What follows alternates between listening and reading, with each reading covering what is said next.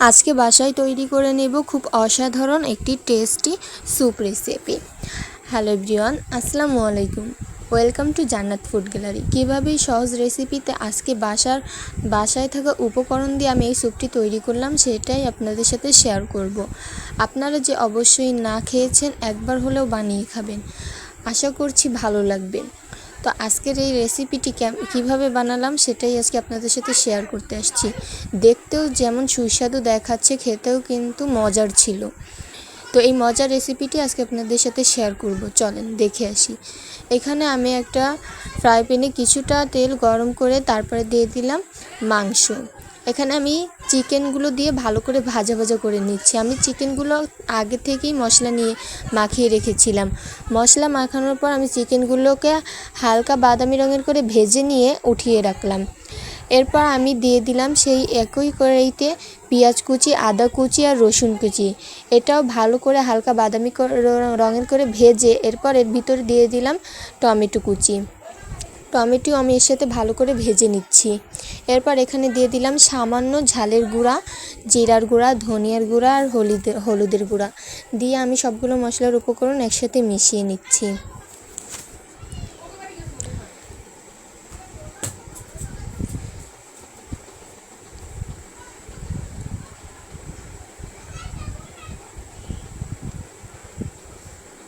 সবগুলো উপকরণ ভালোভাবে মেশানো হয়ে গেলে দিয়ে দিলাম স্বাদমতো লবণ। তারপরে আবার ভালো করে মিশিয়ে নিতে হবে। এখন এর ভিতরে দিয়ে দিব পরিমাণ মতো পানি। আমি স্যুপটা যেমন বানাবো, মানে যতটুকু বানাবো সেই অনুযায়ী আমি এখানে পানি দিয়ে দিব।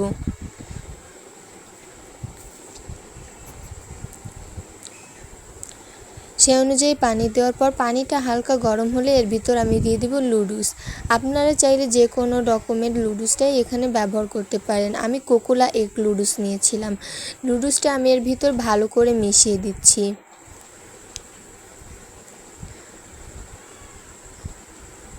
লুডুসটা মেশানো হয়ে গেলে দিয়ে দিলাম এর ভিতর ম্যাগি মশলা। আমি 1 প্যাকেট ম্যাগি মশলা দিয়েছি, কিন্তু লুডুসের মশলা কিন্তু দিই নাই।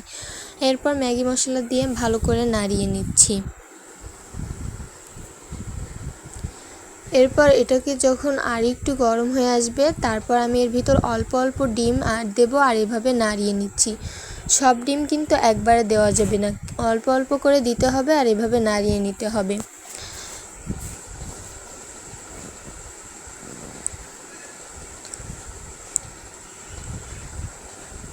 তারপর এর ভিতর দিয়ে দিলাম কিছুটা ধনিয়া পাতা দেওয়ার পরও ভালো করে সবগুলো উপকরণ মিশিয়ে নিচ্ছি। দিয়ে দিলাম সামান্য কাঁচা মরিচ কুচি।